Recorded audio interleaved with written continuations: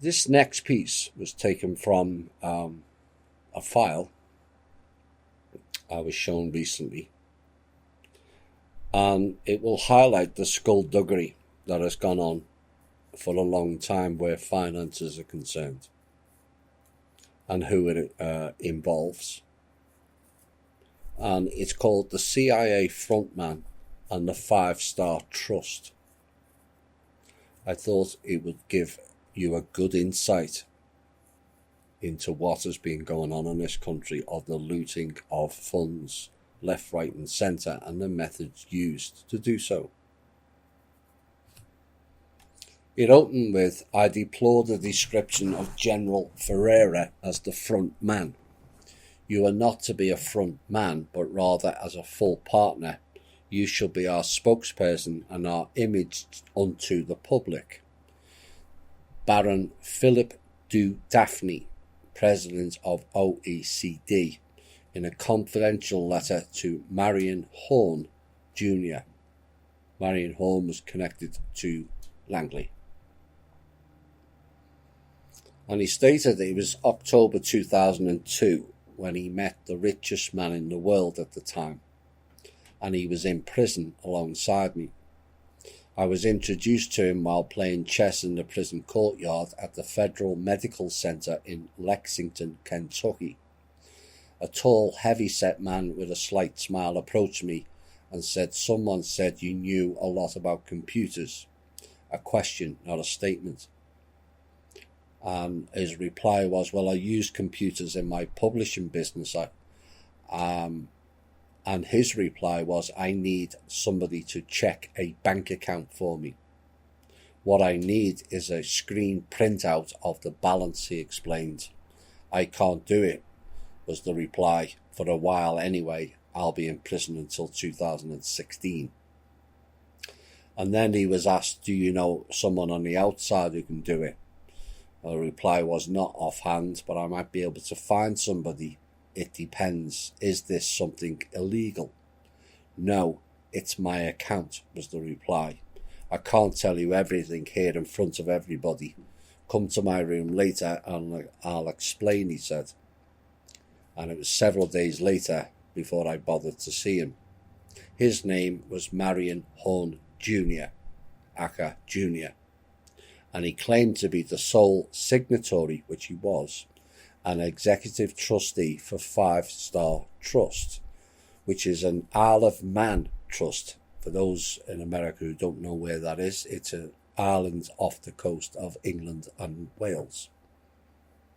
It's actually between Ireland, north of Wales, just south of Scotland, and about 3/4 of the way up the UK.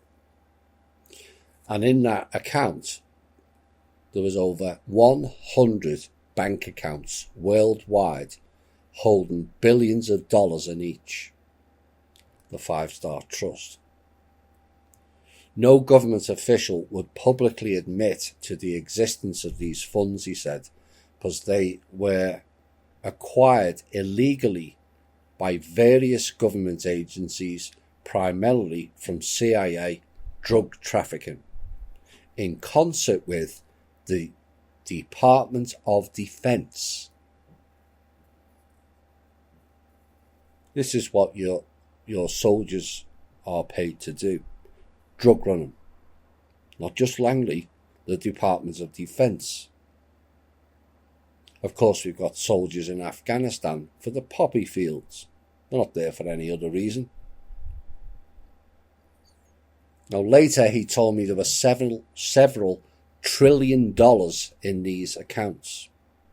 No one was really sure how much there was, but I asked him how could there possibly be that much money. And he stated this has been going on since World War II, and the amount of money just kept growing. It got out of hand, and they don't know what to do with it, Horne says. They don't know what to do. They've got that much money, they don't know what to do with it. How about giving it some to the people? But these people don't work that way. So he asked who was behind this, and the main operation was started by a group of 5, hence the Five-Star Trust. General Edward Lansdale, Major General Robert Ferreira, George Herbert Walker Bush, Spit, Richard Armitage, and William Colby. 5 people, 5-star trust. So how did you wind up in control of it, I asked. Well, the trust was created to launder part of the money through Mr. Horne, and he was supposed to be paid a commission until they reneged on the deal. Another common practice. And he stated George Bush was the problem, but General Ferreira, who had control of most of it, took me under his wing to help me collect my commission, and he put all the funds under my name, figuring they wouldn't kill me as long as I had control, and it would force them into paying Mr. Horne his commission. Afterwards, Ferreira faked his own death and then hid in Mexico so they wouldn't kill him. Again, a common theme, the Ouroboros plan. They chew each other. What are you in here for, I asked. Horne replied, I tried to use the trust fund as collateral for a real estate loan, and the government didn't want the funds exposed, so they had the Justice Department charge him with wire fraud by claiming the funds didn't exist. My lawyer tried to subpoena the documents from the CIA to prove my claim, but it was denied on the grounds of a familiar name, national security. National security is not for the people, it's to protect their criminal acts. I couldn't prove the funds existed, so I had to plead guilty.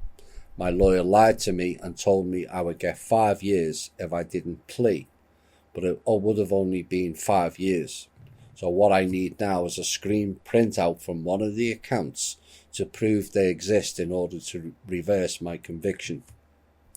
Over the next few weeks, Horne gave him additional details about these clandestine bank accounts, and the money was in off-balance sheet accounts and large amounts of gold bullion within some of them, he said. Yeah, that's likely the gold bullion that was taken out of Fort Knox, of which 88% belonged to Russia. I asked him the same questions over and over, expecting him to catch him in a lie, but his answers never changed. Still, it was too unbelievable to be true, and I made no attempt to verify the accounts. Then the CIA admitted they had records, and Horne handed him a copy of a June 5, 2002 letter his son filed with the CIA under the Freedom of Information Act, that he'd requested the following: all and any records connected or corresponding with the 5-star trust, its bank accounts, account number 405110-92, reference 118-65 with a tax ID of 61-6234232, and or Marion Horne Jr. with the social security number, excluding any court case documents. And then he handed him the CIA August 9th, 2002 response, which effectively admitted the funds existed and that Marion Horne had deeply been involved with the CIA. And it was signed by one Chris K. for Catherine I. Dyer, Information and Privacy Coordinator. Now, the CIA's response says, we have completed a thorough search of our records and have located material which we have determined must be withheld in its entirety on the basis of PA exemptions. Also, FOIA exemptions, Freedom of Information Act, citing all kinds of section this and paragraph this, and applies to material properly classified pursuant to an executive order in the interest of national defence or foreign policy.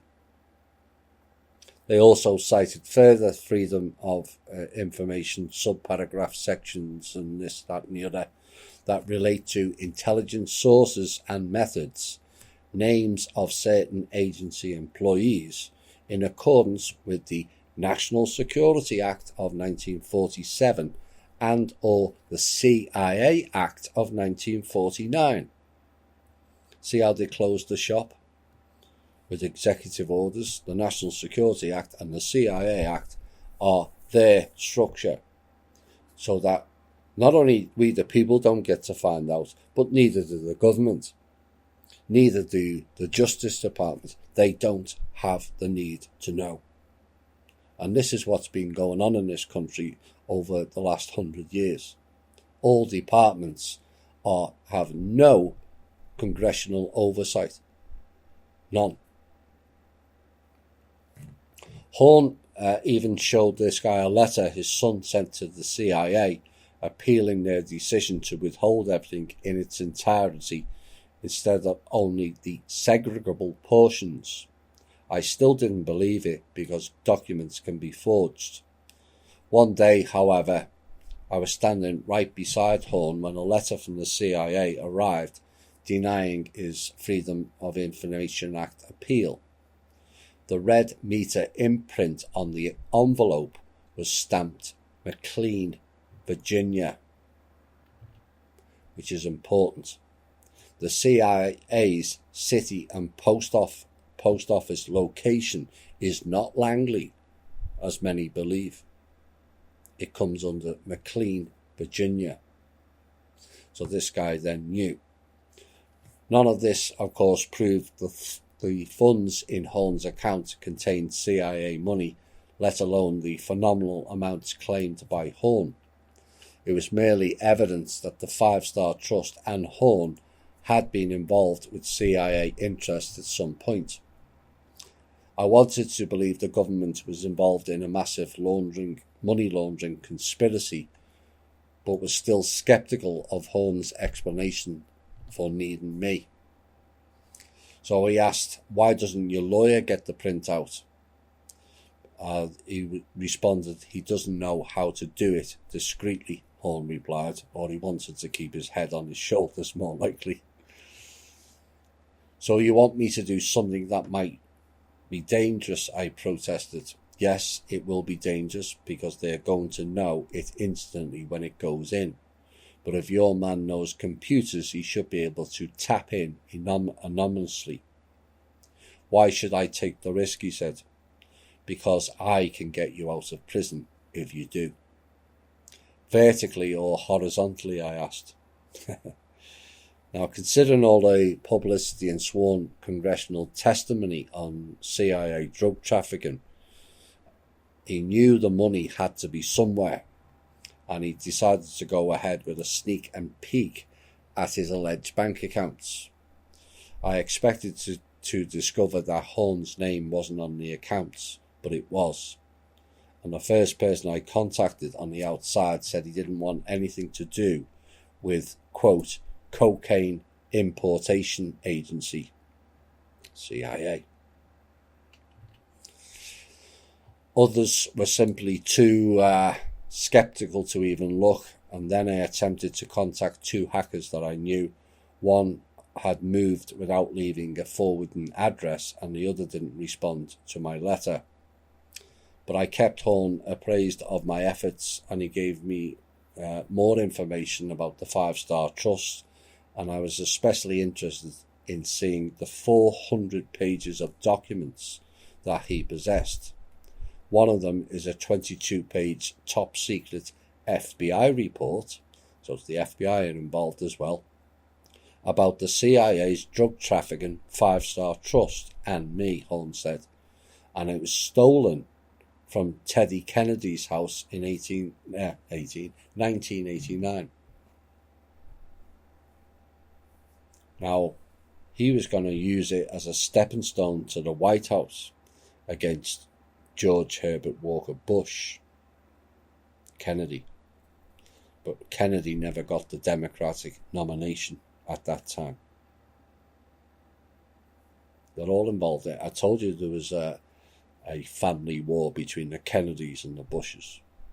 But Teddy Kennedy was going to expose it, the Five Star Trust. And then another Democrat got pushed into a position that they didn't warrant. That's how it works. Can I get copies of the 400 pages? I asked. No problem.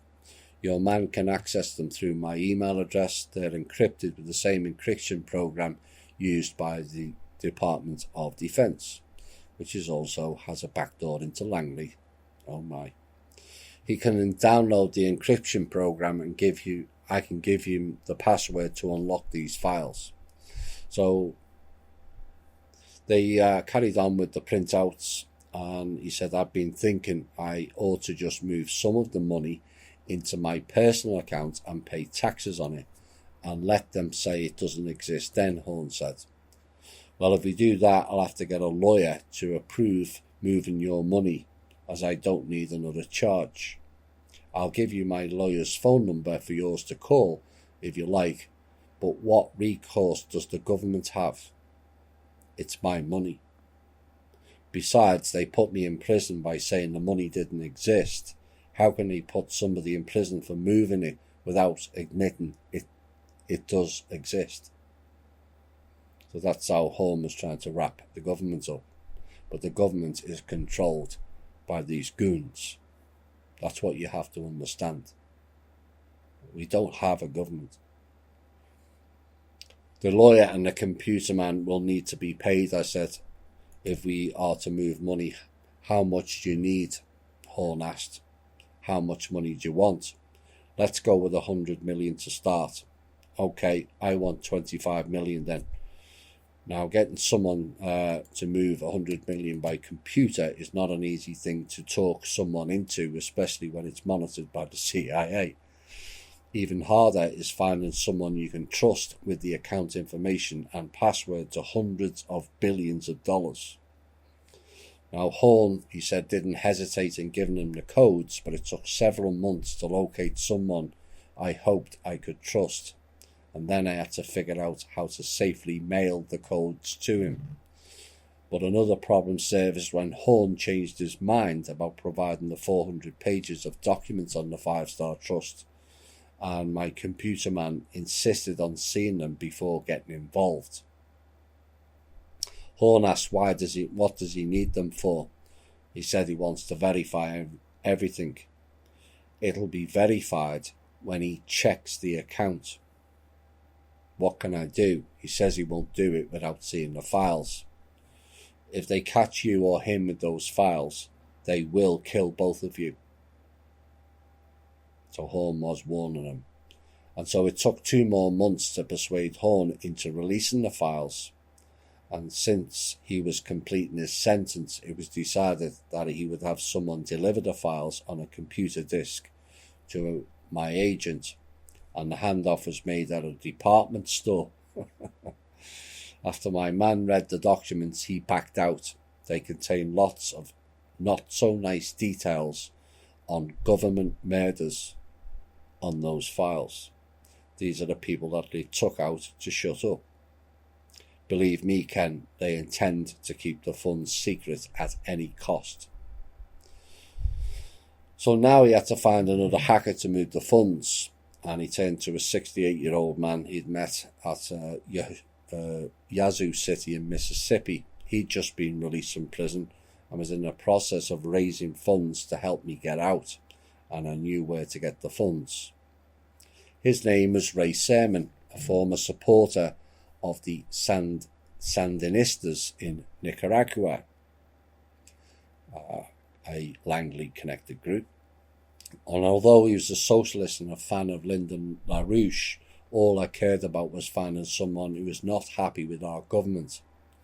Since agents of the US government killed his wife and tried to kill him in Central America, he was the motivated person and perfect for the role. Now, despite my warnings that the government was tracing and monitoring Horn's calls, Ray called him from his cell phone. Though he had an unregistered cell phone, they could still trace the call to his location. Even an unregistered one, they can track it. There's nothing wrong. I was just talking to him, Ray replied. Okay, it's your life. and Horn freely discussed the Five Star Trust with Ray, too freely apparently. And the last time he spoke with Ray, he was in a panic. He said, "I've got to move away from here. I can't explain right now." And he never heard from him again. In other words, he was taken out. In the meantime, Horn changed his mind about moving the money. He'd begun receiving anonymous calls concerning the survival and prosperity of him and also his family if he tried to move the money or pay taxes on it, or even write a book about it. As a matter of fact, he no longer wanted the screen printout. Instead, he was going to file a lawsuit for the CIA records in the U.S. District Court in Washington, D.C. Now, the lawsuit, as mentioned, Marion Horn was tricked into pleading guilty to wire fraud because his lawyer lied about the amount of time he could face in prison if convicted. In other words, his lawyer was bought off by the agents. Now, in addition, the CIA refused to release the files on him and Five Star Trust that he required to defend himself. And Horn was specifically told in court that they would not be released due to the old doppelganger national security again. Now, most revealing is what his plea agreement stated. Defendant will cease dealings with the Five Star Trust or anyone now or in the past associated with the Five Star Trust. So in other words, they admitted in the court that it existed. Otherwise, why would they tell them not to associate with anyone from the Five Star Trust if it didn't exist? And this is the way legalese people work. And also refrain from any and all representations as to the existence of the foreign bank accounts. Now, at sentencing, however, his judge threw out this provision of the plea agreement after the prosecutor argued that the government should be given control of all Five Star Trust bank accounts. So the judge is saying that Five Star Trust should come under the government. The same bank accounts that Horn was prosecuted for on the grounds they didn't exist.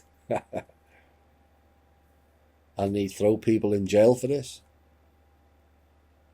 Now, throughout Horn's ordeal, others tried to secure the CIA's Five Star Trust files on his behalf, and one person was Harold B. Haggard, a minister and friend of Horn's from Rock Hill, South Carolina. He wrote to the then Senator John Edwards back in 2003, asking for assistance in pursuit of information that could prove the innocence of a man serving time for a crime he didn't commit. Haggard wrote that Horn was a fine Christian man, a good family man, and a Masonic brother of mine. They always protect each other, who I have always found to tell the truth. And attached to the Reverend Haggard's letter to Senator Edwards was a brief statement by Horn, and it reads, in relevant parts, the government contended in the indictment and charges against Marion Horn Jr. that Five Star Trust and worldwide accounts in US dollars in the account numbers did not exist, and Horn was using these to obtain monies from different people, but using the Five Star Trust accounts. Again, this is how they operate. They'll deny that exists and then throw you on bogus charges that you're robbing money off people when already stated it doesn't exist. So how can you rob something that doesn't exist? It's ass backward. However, in each case there was no damaged party coming forward. Why? Because he wasn't stealing off anyone. And this is where natural law or common law, whatever you want to call it, comes in. If there's no damaged party, there's no harm done, and so there's no crime. But they don't want that, you see. They want it all wrapped up in bullshit legalese, and let's all talk bollocks and argue over minute points and subsection this and paragraph that, which nobody understands. And if you think you do, you're more stupid than you think.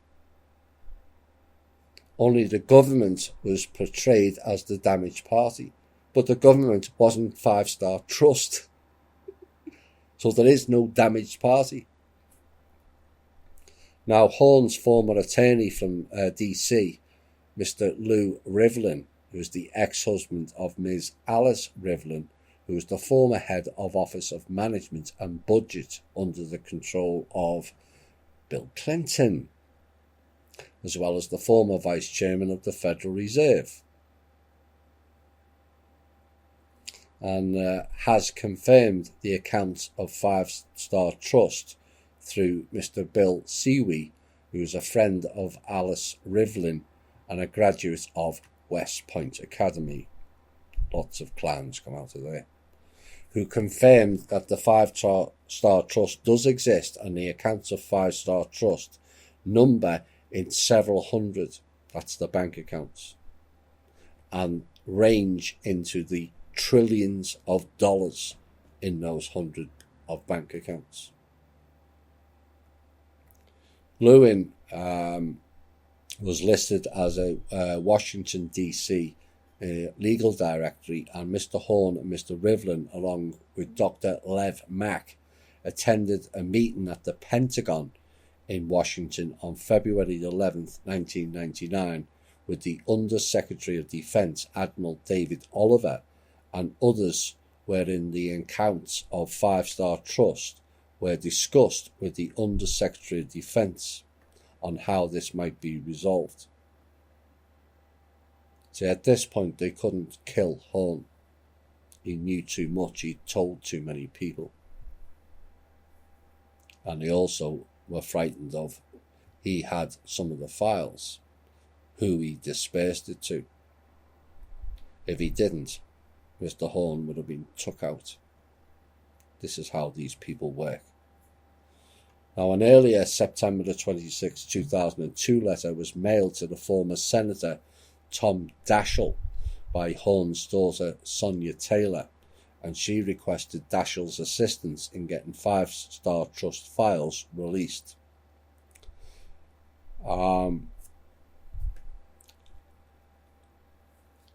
She wrote and stated the details that he was accused of wire fraud on the premise that the accounts put up for collateral didn't exist.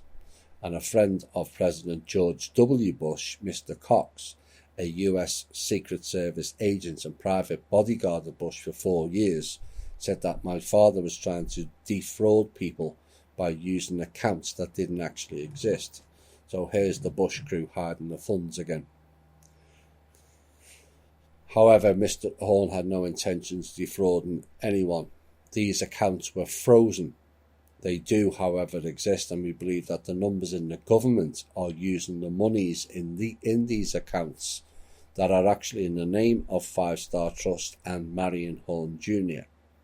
So in other words, they'd done some clever accounting and shifted it towards the government of which Bush was in charge of. Idiot Bush, that is. Now, one of the senators, Edwards or Daschle, submitted a fax letter concerning the processing of Horne's FOIA request, but since all existing records were still denied release, Horne took the next step. And on March 2003, he then filed a lawsuit in the United States District Court in the District of Columbia. You can check up those records, Marion Horne Jr. versus George W. Bush et al. Now, the et al. Being George Tenet, who was the director of the CIA at the time, and it was a civil action number 03-0725. Now, in response to the lawsuit, the government assigned 3 attorneys to the defense of Bush and Tenet. Roscoe C. Howard, the United States Attorney, Mark E. Nagel, and Stratton C. Strand, Assistant U.S. Attorneys. Horne, on the other hand, had been rendered destitute and was forced to wing it pro se. Again, another common theme. In September of 2003, Madeline A. Dawn, the Information Review Office Director of Operations for the CIA, filed a 31-page declaration into the district court at the request of defense attorneys. Now, Miss Dawn was also the records validation officer and had a top secret clearance with delegated authority to review the CIA files on Marion Horne and the Five Star Trust. Miss Horne then goes into court. You know what happens next.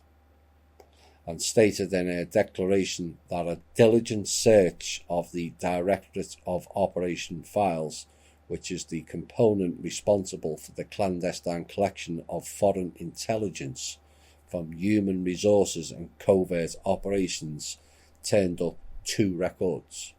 These were described by Miss Dawn as 2 cables consisting of 1.5 pages and 8 partial lines of text. Now, these are the 2 records, the same 2 records that the CIA refused to give Marion Horne, even in redacted form. They were being held under pursuant to the Freedom of Information Act exemption and the Privacy Act exemption. And Dawn states in her declaration that the 2 records are operational cables to or from a CIA covert field installation, and so are classified secret.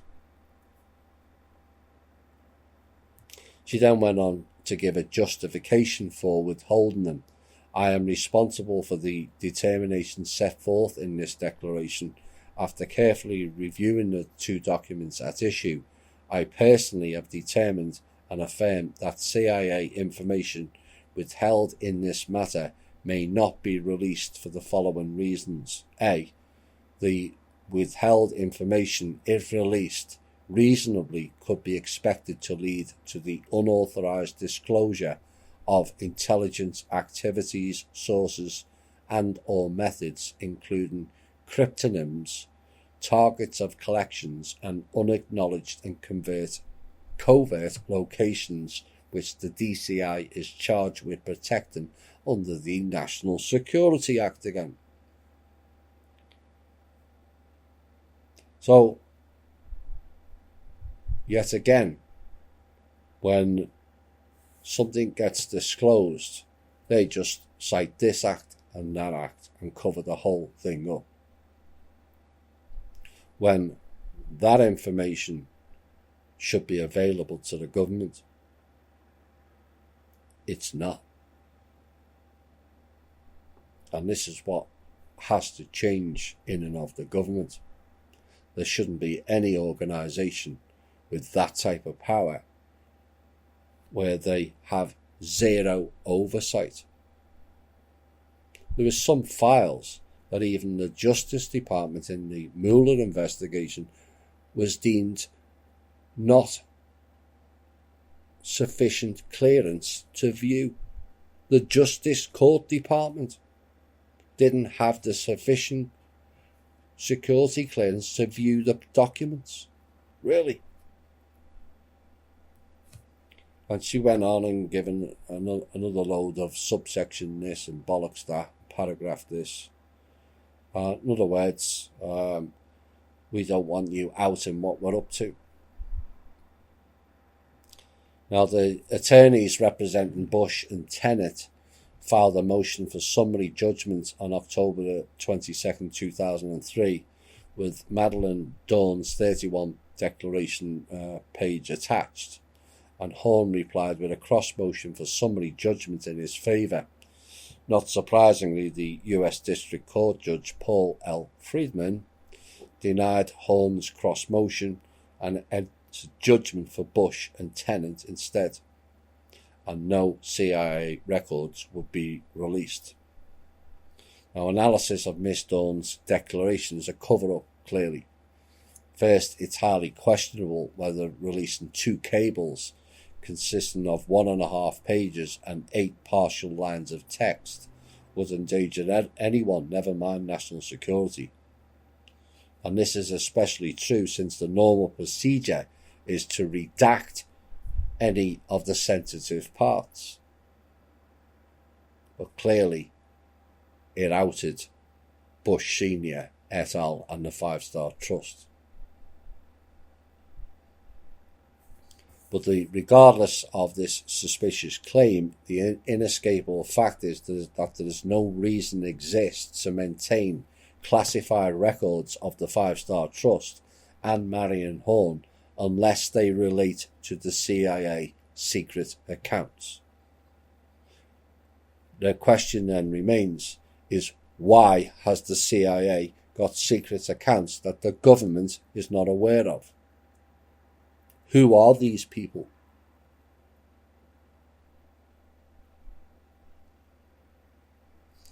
Now, the government and its agencies lied and hid the documents as revealed in the FBI report. The point is, why didn't the FBI chase up on it? Why did they do nothing? Wasn't there a report about the FBI not doing nothing on other criminal incidents recently? Even in the Mueller report.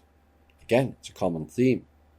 And yet it is inconceivable the CIA would destroy all records of their well-publicized drug trafficking and also money laundering operations. They would certainly maintain records of ongoing activities by their own agents. Now, lastly, since I'd confirmed that the vast amounts of money in the Five Star Trust bank accounts and knew of the CIA's involvement, he submitted a specific Freedom of Information Act request to the CIA in August 2009, and he requested only those records related to the Five Star Trust and, listen closely, the US Mortgage and Trust Company as conduits for laundering drug trafficking profits or other illicit funds. The Five Star Trust and the US Mortgage and Trust Company. Want to know why the mortgages went bust? There's your answer. That was in 2009 when he filed for that. When did the mortgages collapse? 2008. So in other words, what Horn was requested was excluding the operational cables on Horn and the Five Star Trust admitted by Madeline Dawn, unless they related to drug trafficking and money laundering. Now, in September of 2009, a letter from Dolores M. Nelson, who is Information and Privacy Coordinator for the CIA, and it stated, "My request was denied pursuant to Freedom of Information Act exempt category blah blah blah blah blah." And if these are the same records denied Horn, which seems likely, then it proves they are related to the CIA's money laundering activities with FST and USMT, Five Star Trust, US Mortgage Company. And the CIA will obviously never admit their criminal activity or connection to these secret bank accounts. And the second paragraph of their response reflects this. Take note that the CIA admitted having records on Marion Horn and the Five Star Trust in 2002, but when I made a specific request for only CIA drug trafficking and money laundering records through the FST and USMT, they refused to confirm or deny the existence of such records. And yet it was mentioned in the court. This wasn't a change on FOIA policy, because only months earlier Horn had requested records on himself and was told no records exist. So apparently Mr. Horn doesn't exist. Well, how can Mr. Horn serve prison time if Mr. Horn doesn't exist? You see how ridiculous this all sounds? And this is what happens when you don't have oversight. That's the key to all of this.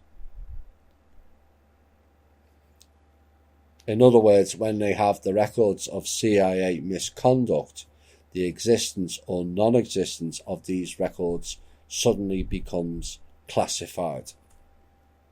In other words, they're covering up criminal acts. And the FBI clearly knew that and ignored it. And those people who investigated that should be held accountable in my book. You failed to do your job. If everybody else fails to do their job in the manner they did, they get sacked. And yet these organisations, they just carry on and get moved to another position. Nice little payoff, brown envelope in the back pocket, and on it goes again. We need not be concerned, he said, over the CIA's usual obfuscation and cover-up, because conclusive proof of these secret bank accounts is revealed in this book. Nice try, CIA agents, he said. You see, this is how the top-end clowns work. It's all there. That's why I covered this story. And it's a warning to the likes of the Keenans of this world, the Jespers, Ray Dam, Leo Wonter, and many others have or will find out that they just use people and discard them like pieces of trash. What happened to Horn happened to Leo Wonter. He was the lower end commission guy, and they sold him out and threw him in jail.